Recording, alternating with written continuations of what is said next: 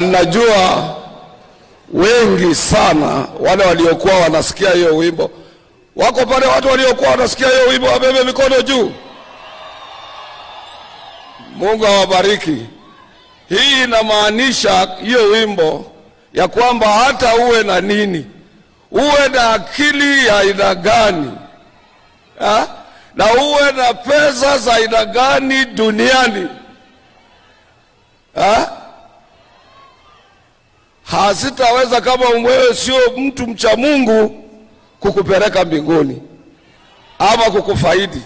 Kwa hivyo ni nini itakayokuzuia kuingia mbinguni kama unamjua Mungu? Na ndio wewe president ulitufanya hivyo. Kwa ajili wewe ni mcha Mungu, ulitukanyaga. Mimi nikiwa mmoja wao masenior campaigners wakati huo,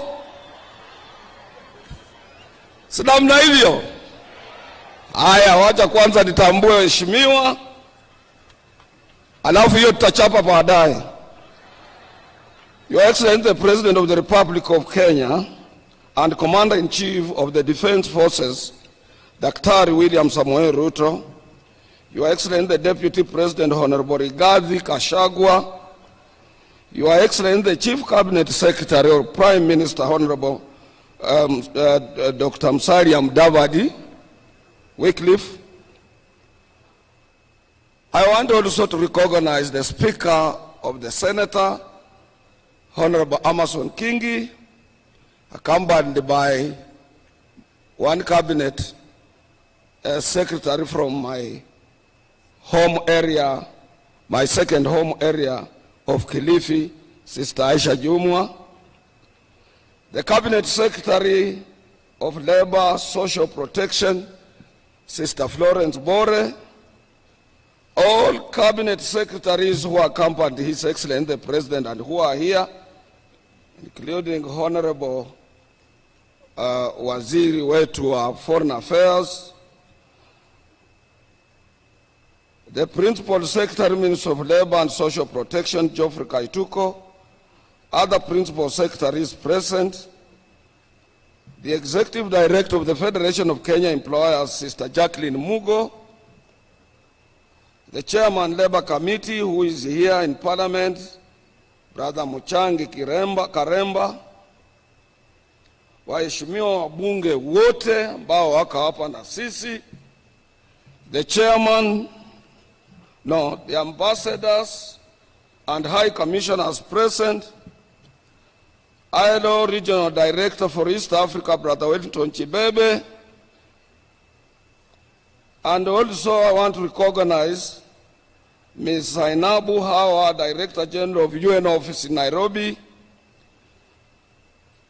and Dr. Stephen Jackron of United Nations Resident Coordinator, based here in Nairobi. I want also to take this opportunity to recognize the Chairman of the National Social Security Fund, NSSF, Anthony Munyiri, the Acting Managing Trustee, National Social Security Fund, Brother David Mwangangi, Chairman, National Health Insurance Fund, Michael Kamau, Engineer, the Acting Chief Executive Officer, National Health Insurance Fund, Brother Samson Kuhora. I want also to recognize the Chairman of National Industrial Training Authority, Dr. Kamau Gashiki, Director General of the Industrial Training Authority, Dr. Stephen Ogenga, the entire court executive board members who are here with me, without also leaving my own wife, Madam, or my wife, Mary Atwoli, who is with me here. Other dignitaries present, brothers and sisters. First of all, let me start by Your Excellency taking this important opportunity to very highly thank you for honoring our invitation and accepting to be the chief guest during the 58th Labor Day celebrations, whose theme is Kenyan Workers for Economic Growth, Political Stability, and Job Creation. This is the year's theme, Your Excellency. It reminds us that without political stability in our country, we cannot be able to grow our economy and hence create employment for our young men and women. Your Excellency, this is a very special Labor Day for you, considering it is first Labor Day celebration with you as our President. We at Govt Kenya, Your Excellency, we remain greatly indebted to you for being receptive and honoring us, bearing in mind that we had opposition during your election, but nevertheless, here you are with us. We therefore accept and remind ourselves that we do indeed owe you more than what you owe to us. We also want to take this opportunity to highly thank you for having given us the first opportunity to meet all labor leaders while you are still reorganizing your office, and that was not, we can't take it as workers just for granted, that because you love workers, you accepted our delegation to be with you on 14th of February 2023 at State House, Nairobi.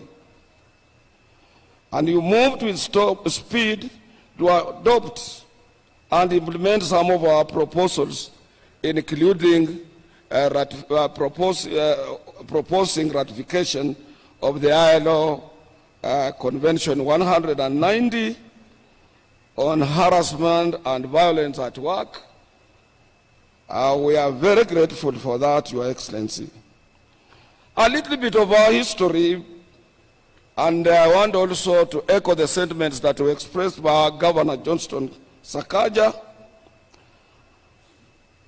Our governor did narrate a very long history of Eastlands, including Mbotela, where I grew up, and Eastlands being part of the Nairobi and place where workers reside in this republic of ours. Labor Day has a unique history dating back from 1st May in 1986. And this is all about strikes and dissatisfaction of workers in their places of work, including here in 1901 when we had a railway workers' strike that led to workers to be part and parcel of the other international workers during those colonial days. And we want also to take this opportunity to thank our founding father, Mzee Jomo Kenyatta, who declared this day, Labor Day, in 1963, immediately after our independence, to be part, Kenya to be part and parcel of the international community in recognizing and also celebrating this wonderful day. Your Excellency, we, for a long time, we want to take this opportunity to thank government, because most of your predecessors have always appeared on this day to commemorate and to join working men and women of our republic in celebrating this wonderful day. Being your first day to be with us, Your Excellency, Govt Kenya, without any doubt, was amongst the first people, particularly after the Supreme Court accepting your election and affirming it as a President of the Republic of Kenya. We had to accept it as workers and to congratulate you. We did this considering that the fact that as workers We are guided by the ILO Convention number 144 on tripartism arrangements. This requires us to consult your government on a daily basis, and also all delegations of workers, be it in Addis Ababa during the African Union Labour and Social Affairs Committee or Commission during those days.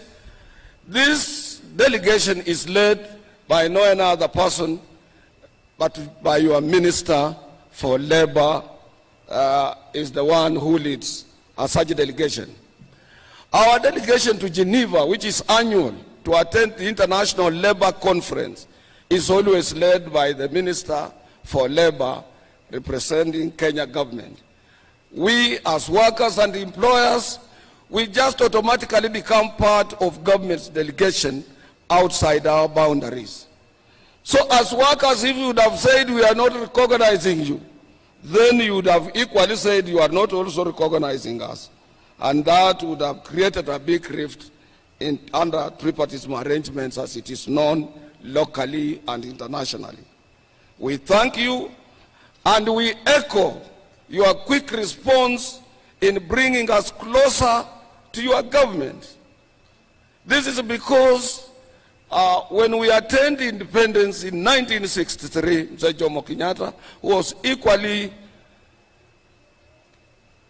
a person who did plant a sense of direction to our masses in an area of forgiveness and forgetting the past, forging ahead as a nation. You extended your hand not only to the workers, but to so many political groupings in our republic. And we can't take it for granted, Your Excellency. We want to thank you for that. I want also to say something little about NSSF, Your Excellency. You have guided us within a shortest possible time to make us realize that we wasted a lot of time on 200 shillings employers, 200 shillings workers, of which could not be able to assist any retiree after working for 40, 30, 60 years.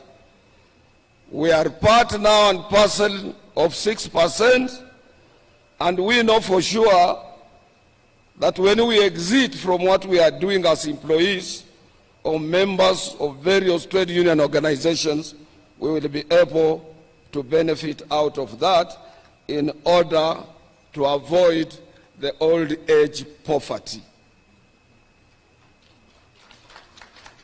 On National Health Insurance Fund, Your Excellency, Kotu Kenya equally thank you for appointing a new chairman and a board of the National Health Insurance Fund.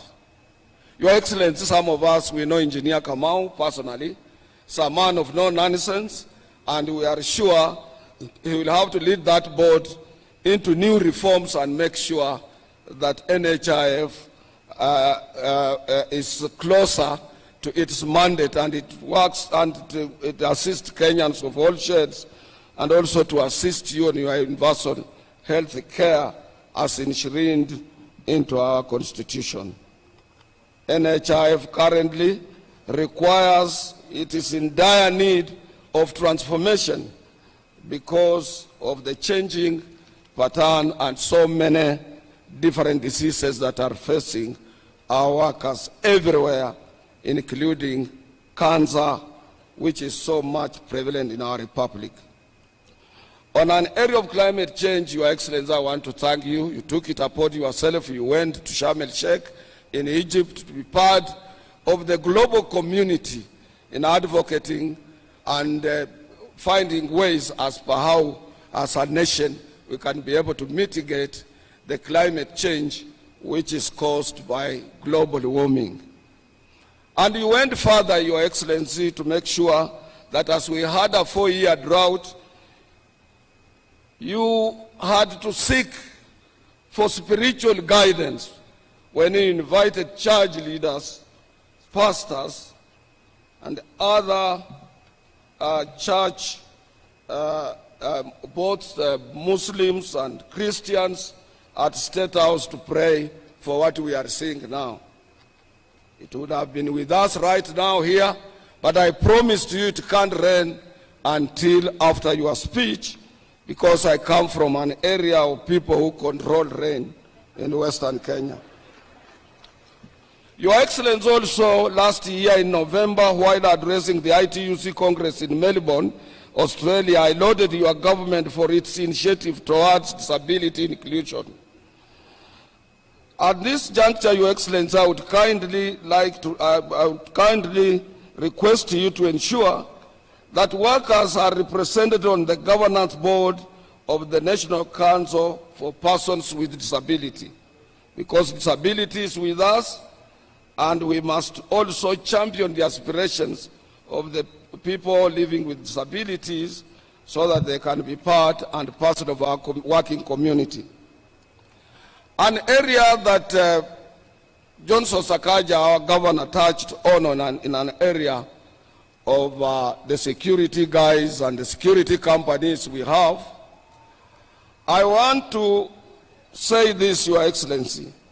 As workers, we have written to you and remain grateful for your positive response towards ensuring that mechanization in the agricultural sector and the outsourcing of labor are stopped.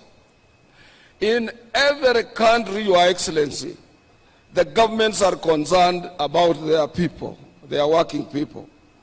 Kindly, Your Excellency, close your ears and don't listen to those who say outsourcing, if it is outlawed, will deal a major blow to the way of doing businesses. This is a total lie, because many countries have outlawed it because it amounts to indirect slavery. And the ILO, we have said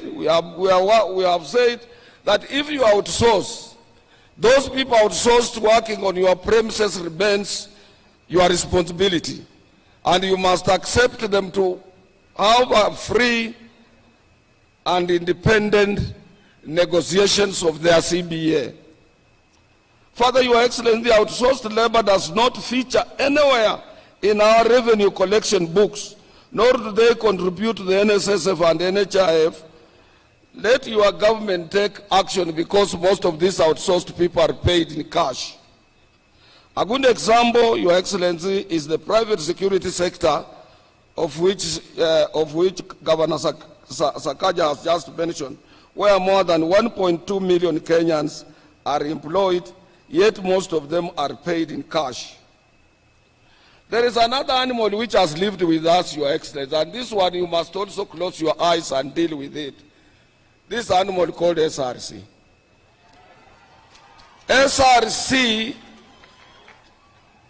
when it was put in place, it was meant to advise particularly the public sector area of employment, state officers and those other people. But what it has done, Your Excellency, and this negates the principles of the International Labour Organization, ILO Convention number 87 and number 98, that they want to negotiate, they want to decide on CBAs. CBAs are freely negotiated between workers and employers on free, you see, on give and take basis. There should be no any barrier in between. And the former Attorney General Githu Muigai wrote to us assuring us that SRC, their role is advisory. It's not to enter into negotiations to bar the freely negotiated CBAs and so on. And we don't want to mention this. We love this country. Otherwise, we can take this matter to the ILO. But because we are part and parcel of this country, Your Excellency, and we know how you move. You are a swift worker. You move very fast. And I know you will have to make some changes in the SRC behavior. Even you, they want to consider what our head of state is supposed to get when they are not outside there talking to people. And we cannot allow that. Privatization of state corporations, Your Excellency, I want to thank you very much. We have parastatals that are connected closer to our hearts, that they cannot just be privatized like that. And I want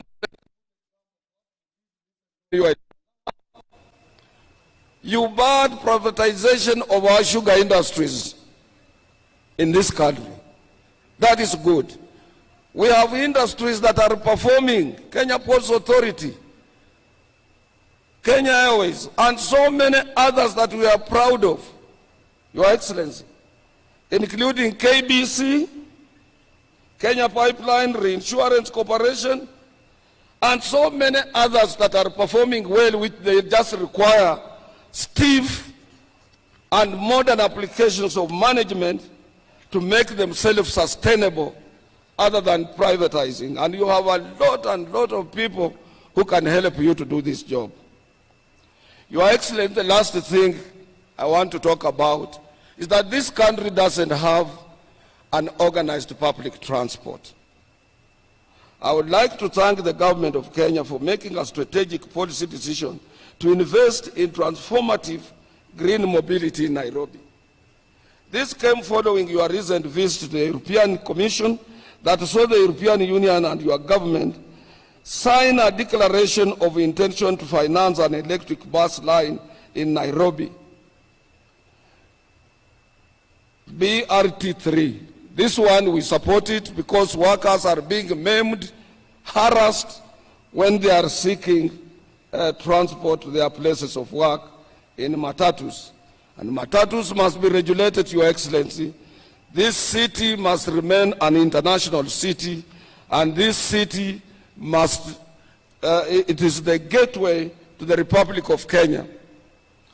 Yesterday when we were in the church, I was reminding the governor of Nairobi that he must make sure he's doing very well in revenue collection, he's paying our members, even doctors he has promised to promote them, but equally we want a clean city. We need to regulate our hawkers.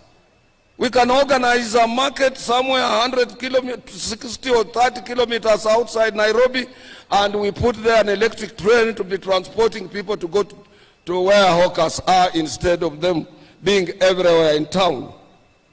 So the public transport is a very important thing, Your Excellency, and we want to support you on that, in that particular area. Lastly, before I sit down, Your Excellency, I would like to call upon your government to ensure about political stability in the country so that we salvage our economy from any reunions and equally attract foreign direct and indirect investments that will see the formalization of jobs. In Kenya, out of 17 million workers employed, more than 10 million workers are in informal sector. And these workers in informal sector, if they don't access their places of work, they don't have any pay at all. And they are part of us. In 2018, 2009, when we had a global economic crisis, Africa was not hit so hard because of huge investment in our informal sector. And we must protect them. To protect them, Your Excellency, go beyond where you are. Make sure you reach out to any of your political enemy to make sure that this country remains stable, Nairobi remains stable. We avoid this